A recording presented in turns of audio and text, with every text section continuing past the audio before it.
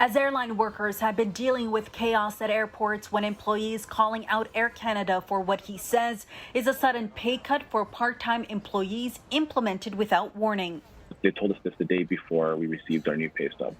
The part-time station attendant who works out of Toronto's Pearson Airport agreed to speak under anonymity, saying as travel picked up, the airline announced an increase in hourly raises to bring back the workers it laid off during the pandemic and attract new candidates, saying in October, full-timers were bumped up to a minimum of $17.75, part-timers to $16.60. However, they began paying us $17.75 from the jump as well, from the get-go. Almost a year later, we have just received an email from the company stating that we are no longer going to be getting paid that rate and that there was a system error. The new pay, $16.60. In a statement to CityNews, Air Canada says there are two part-time wage scales for those hired before and after 2016. Quote, "We subsequently increased wages for part-timers, but in doing so, inadvertently improperly increased wages for some post-2016 hires.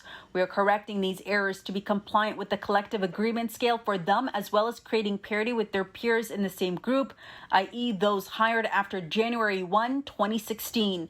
AC adds that overpayments will not be retroactively clawed back. There's definitely some sort of exploitation in the fact that we don't get paid as much and we are required to do more work.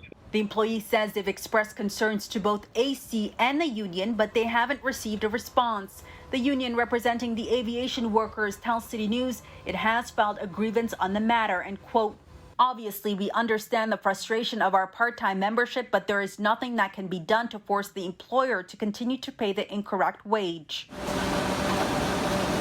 The station attendant also says this sudden cut in wages comes as full-timers are once again getting a pay increase.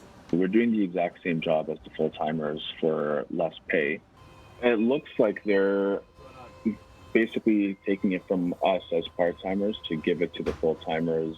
He also says part-time employees have been forced to work overtime. Their workload has increased and is becoming increasingly more difficult. We have a collective agreement. However, the company has autonomy to change it as they please. And when we ask the union, they say absolutely nothing about it. According to Air Canada, the company laid off 50% of its workforce during the pandemic, but has since recalled all of them and made new hires. There are currently 34,000 employees, just 700 fewer than pre-pandemic levels. In Toronto, I'm Faiza Amin for City News.